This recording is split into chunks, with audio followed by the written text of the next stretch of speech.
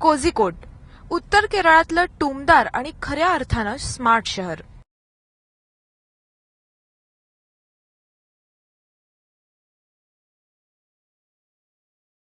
शहर मुळात प्रसिद्ध आहे खाद्य संस्कृतीसाठी. पण आता लक्षात राहायला लागलंय जिल्हाधिकाऱ्यांचा एक महत्वाकांक्षी प्रकल्प, प्रोजेक्ट सुलेमणी. कोझिकोड हे कदाचित एकमेव असं शहर असेल जिथे माणूस उपाशी झोपत नाही. प्रोजेक्ट सुलेमणी हा उपक्रम लोकसहभागातून जिल्हाधिकारी प्रशांत नायर यांनी 1 वर्षांपूर्वी सुरू केला. भूक लागलेल्या नागरिकांनी फक्त एक कुपन घ्यायचं आणि कोणत्याही हॉटेलमध्ये सन्मानानं खायचं, ही त्यामागची मूळ कल्पना.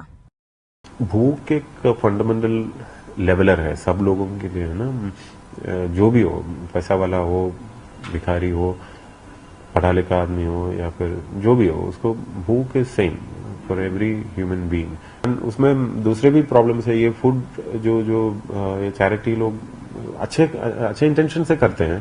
जब फूड देते हैं तो उसका सोर्स ऑफ ये है, from where do they prepare the food, उसका सेफ्टी एस्पेक्ट, ये सब भी देखना होता है. शहरात विविध सरकारी कार्यालयात ही कुपन वाटण्याची सोय. भूक लागलेली कोणतीही व्यक्ती इथे जाऊन कुपन मागू शकते आणि तिला ते मोफत मिळतं आणि त्या झोनच्या हॉटेलमध्ये जाऊन जेवू शकते.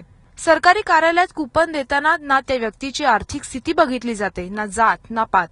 व्यक्ती भुकेली असते एवढं कारण पुरेसं असतं. स्ट्रक्चरल प्रॉब्लम है. अगर कोई परमानेंट सब कोई प्रॉब्लम है कि उसको खाना नसीब नहीं हो रहा है तो उसका प्रॉब्लम सॉल्व करने का भी कोशिश करना चाहिए ना. तो इसलिए otherwise we don't get into the details. अगर कोई नाम गलत भी बोल दिया कोई प्रॉब्लम नहीं है. We are not insisting on all those kind of things. महत्वाची गोष्ट म्हणजे या उपक्रमासाठी कुणाकडूनही मोठी देणगी घेतली जात नाही, ना पोस्टरबाजी केली जाते. ज्याला त्याला वाटेल तेवढी रक्कम हॉटेलमध्ये असलेल्या सुलेमणीच्या बॉक्समध्ये टाकायची. माझं फक्त नाव लिहून घेतलं यांनी या ठिकाणी. त्यांच्याकडे एक पावती असावी म्हणून, पोच असावी म्हणून फक्त नाव लिहून घेतलंय. आणि आता इकडचे जे काउंटर कुपन आहे ते त्यांनी मला दिले. हे कुपन घेऊन मी ह्या झोन मधल्या कुठल्याही हॉटेलमध्ये जाऊन, त्यांनी या झोनमध्ये जी हॉटेल्स ठरवली तिथे कुठेही जाऊन फूड घेऊ शकते, जेवू शकते. चला.